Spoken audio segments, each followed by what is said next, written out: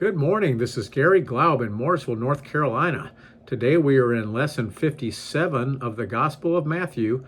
We're covering Matthew chapter 26, verses 1 through 25, and this one's called the Betrayal and Worship of Jesus.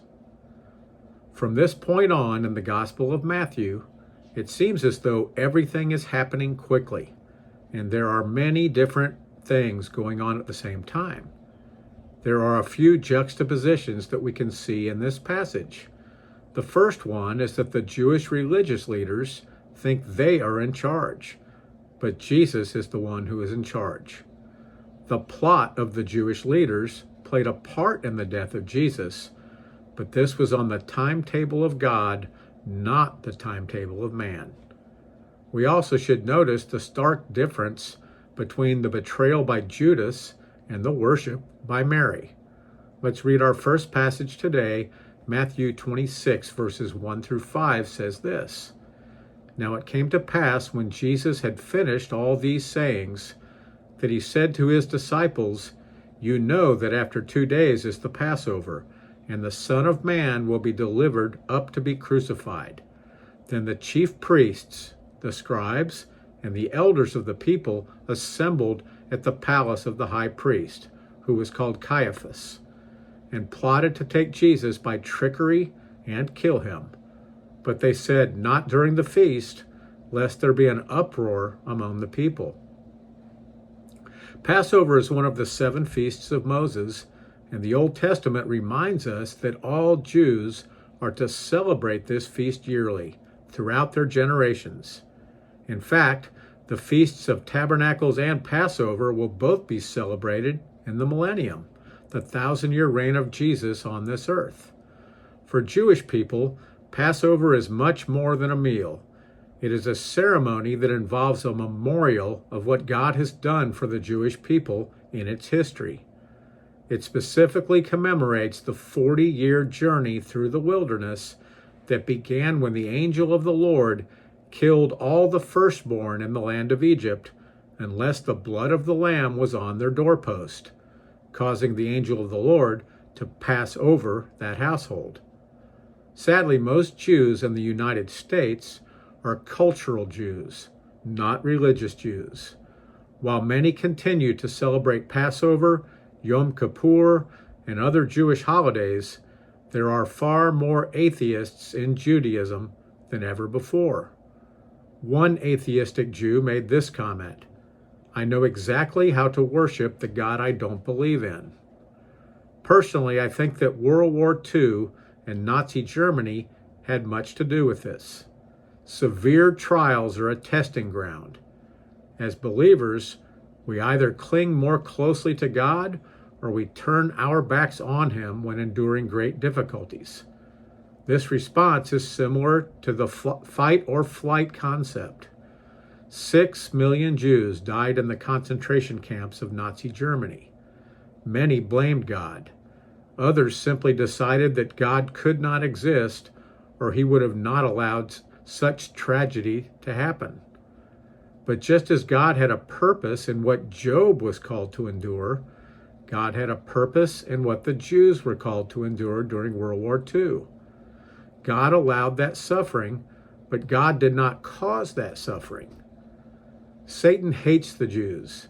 He hates the Jews because they gave the world the Messiah, because they gave the world the Bible, and because one day many Jews will come to Jesus as their Lord and Savior. In the Great Tribulation, Satan will once again go on the attack against Israel and the Jews.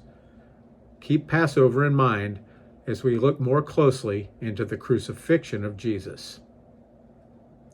Numerous times, Jesus told his disciples of his impending death, and now Jesus was in the last days before that event. Notice the change in setting in the beginning passage of Matthew 26, where it goes from Jesus speaking to his disciples to the palace of Caiaphas, where the chief priests, scribes, and elders are assembled together to discuss their plot against Jesus. It is not surprising that the religious leaders had plotted to take Jesus and kill him. The interactions between Jesus and these religious leaders never had been cordial. We can see the love and compassion from Jesus in almost every situation, but Jesus was offended by the moral superiority and blindness of the Jewish religious leaders. Look closely at Matthew chapter 26, verse 5. But they said, not during the feast, lest there be an uproar among the people. There would not be an uproar from the people unless the people were in disagreement with the religious leaders. The actions of the religious leaders did not reflect the hearts of the people. But most importantly, we can see that the Jewish religious leaders, all in cahoots, had decided that Jesus would not be killed during the feast of Passover. On the other hand, Jesus had told his disciples that he would be killed on Passover. This should remind us of exactly who is in charge here. We will see this theme running concurrently through the entire process. For example, Jesus will remind Pontius Pilate of this as well. At this moment, it sounds like the leader of this conspiracy of the Jewish leaders was Caiaphas. Caiaphas was the son-in-law of a previous high priest, Annas, and Annas held that position from 6 A.D. to 15 A.D. Caiaphas held the same position from 18 A.D.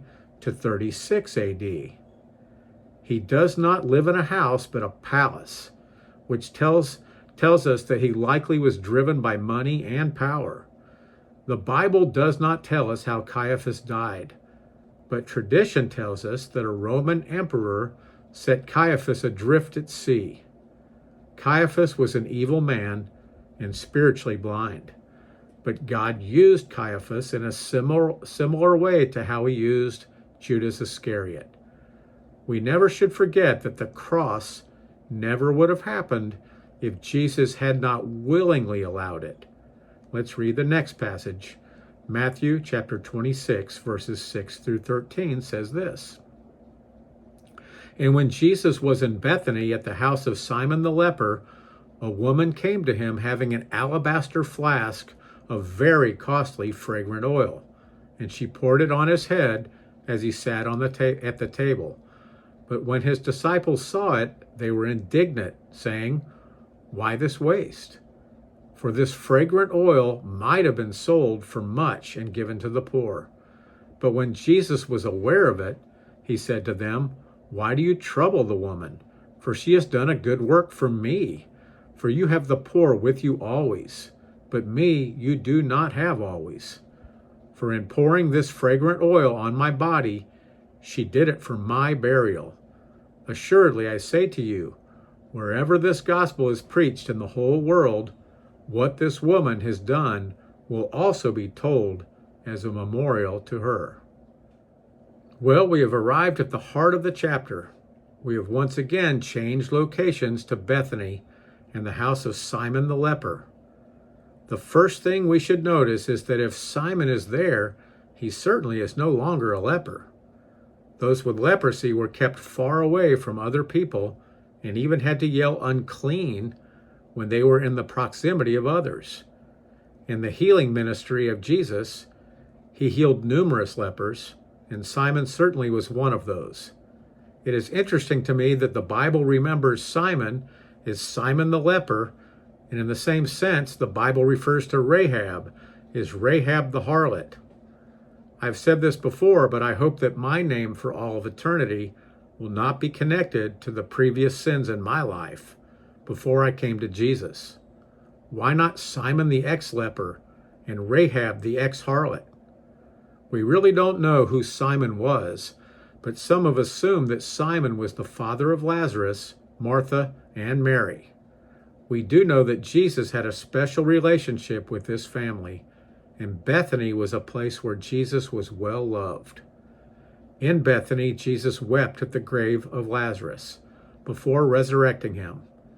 We also see an interesting account of the relationship between Mary and Martha in Luke. Luke chapter 10, verses 38 through 42 says this. As Jesus and his disciples were on their way, he came to a village where a woman named Martha opened her home to him. She had a sister called Mary, who sat at the Lord's feet listening to what he said. But Martha was distracted by all the preparations that had to be made. She came to him and asked, "Lord, don't you care that my sister has left me to do the work by myself? Tell her to help me." "Martha, Martha," the Lord answered, "you are worried and upset about many things, but few things are needed, or indeed only one. Mary has chosen what is better, and it will not be taken away from her." Mary seems to have learned something that the rest of us struggle with: how to be Mary in a Martha world, how to take the time to worship Jesus instead of busily going through the motions in a ministry. I've spent lots of time thinking about this. We also should see that with a meal to prepare, Mary likely could not have spent her time worshiping Jesus unless Martha cooked the meal. I think there are many lessons here. One is that there are times when each of us should take our turns and do the work, to give others the time that is needed to worship Jesus. Maybe the emphasis should be on not always being in the role of Mary and not always being in the role of Martha. In this passage from Matthew, we can see the feigned offense by Judas concerning the financial waste that occurred when the bomb was used. We can see that it actually was Judas and not all the disciples in other gospel references.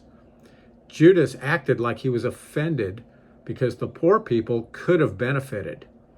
He said that instead they should have sold the bomb for a year's wages. Yeah, sure. Judas would have lined his own pockets if the bomb had been sold.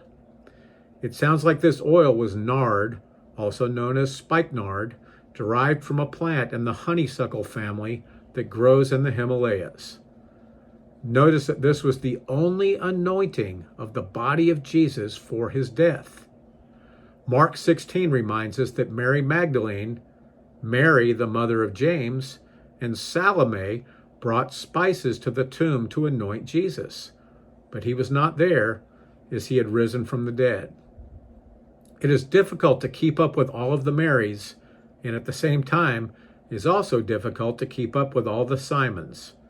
After all, 2 of the disciples of Jesus were named Simon, including Simon Peter. Perhaps the name Simon the leper was used to differentiate him from the other Simons, but he still could have been known as Simon the ex-leper. There were also 3 Marys at the cross of Jesus: Mary the mother of Jesus, Mary Magdalene, and Mary the wife of Cleopas. Mary comes from the Hebrew word mara, meaning bitterness. Certainly, it was a bitter cup to drink to see Jesus die. Let's read the next passage. Matthew chapter 26, verses 14 through 16 says this: "Then one of the 12, called Judas Iscariot, went to the chief priests and said, 'What are you willing to give me if I deliver him to you?' And they counted out to him 30 pieces of silver. So from that time he sought opportunity to betray him." Judas goes from complaining of this financial waste to lining his pockets. Jesus knew that Judas was going to betray him, and yet he never treated Judas any differently or loved him any less. The actions of Judas may seem like greed, but to me his actions display complete narcissism, egotism. Judas simply cared more about himself than he cared about others. The 30 pieces of silver were not life-changing wealth, but the amount was substantial. Here's an interesting verse from the law. Exodus chapter 21, verse 32 says this: "If the ox gores a male or female servant, he shall give to their master 30 shekels of silver, and the ox shall be stoned." This verse does not specify whether the servant who was gored lives or dies. But regardless of the outcome, once gored by a bull, that servant would no longer be a useful worker. It is interesting that this is exactly the same price paid by the religious leaders to the betrayer, when in similar fashion, they wanted to gore God. Jesus was the ultimate servant. Judas was the lowest of the low, certainly having a part in murdering a sinless Jesus who came in love. Killing God is lower than Adolf Hitler, Joseph Stalin, and Pol Pot, amongst many others. Let's read our last passage today. Matthew chapter 26, verses 17 through 25 says this. Now on the first day of the feast of the unleavened bread, the disciples came to Jesus, saying to him, "Where do you want us to prepare for you to eat the Passover?" And he said, "Go into the city to a certain man, and say to him, 'The teacher says, my time is at hand. I will keep the Passover at your house with my disciples.'" So the disciples did as Jesus had directed them, and they prepared the Passover. When evening had come, he sat down with the 12. Now as they were eating, he said, "Assuredly I say to you, one of you will betray me." And they were exceedingly sorrowful, and each of them began to say to him, "Lord, is it I?" He answered and said, "He who dipped his hand with me in the dish will betray me. The Son of Man indeed goes just as it is written of him, but woe to that man by whom the Son of Man is betrayed. It would have been good for that man if he had not been born." Then Judas, who was betraying him, answered and said, "Rabbi, is it I?" He said to him, "You have said it." Most Christians do not understand the significance of this meal. As Christians, we tend to look at this through non-Jewish eyes, and for us it becomes the Last Supper, which we celebrate today as communion. Instead, this was the Passover meal called the Seder. As mentioned before, this commemorates God's personal hand in the lives of generations of Jews. In the Old Testament law, the Jews were told to celebrate this feast throughout your generations. By celebrating this feast, Jesus and his disciples were following the law. There are 4 different cups of wine during the Seder meal. The 4th and final cup is the cup of praise or celebration, Hallel. On this night of the arrest of Jesus, there was not a final cup. Jesus told them that he would not drink of the fruit of the vine again until the kingdom of God comes. It was not time to celebrate before the cross.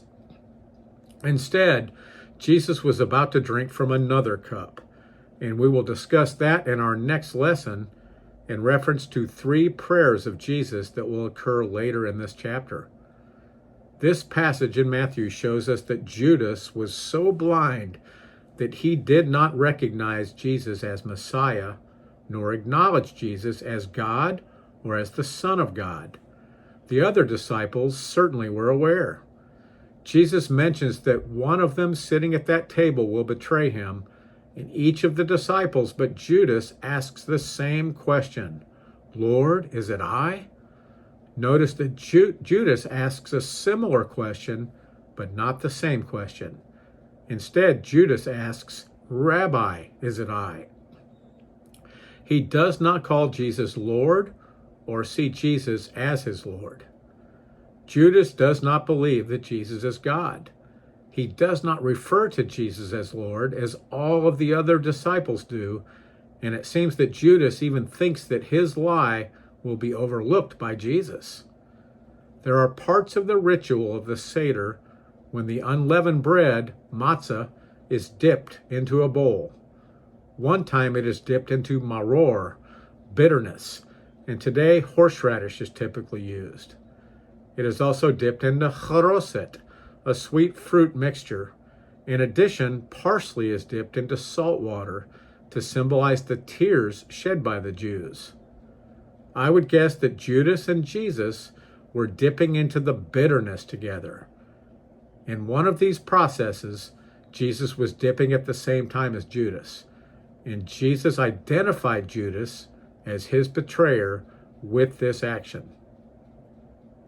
As Christians, God has a ministry for each and every one of us. One ministry is not greater than another, but we are called to serve God in response to the love he has poured out into each of our lives. Other than Judas, the other disciples at the table would be called to spread the gospel to the world. Each of them, except for John, would die the death of a martyr. And John's exile to Patmos also demonstrated that he was not overlooked for his work in spreading the gospel. Mary's ministry was something quite different. It involved sitting at the feet of Jesus and worshiping him. This included rubbing his head with oil, and as Jesus realized, it was in preparation for his death. It does not matter how busy we are in the ministry that Jesus has separated us to do. That ministry is not any more important than the time that we spend at his feet. Never forget to worship Jesus, praise Jesus, glorify Jesus, because that is what every ministry is all about. This is Garry Glaub in Mooresville, North Carolina. Have a blessed day.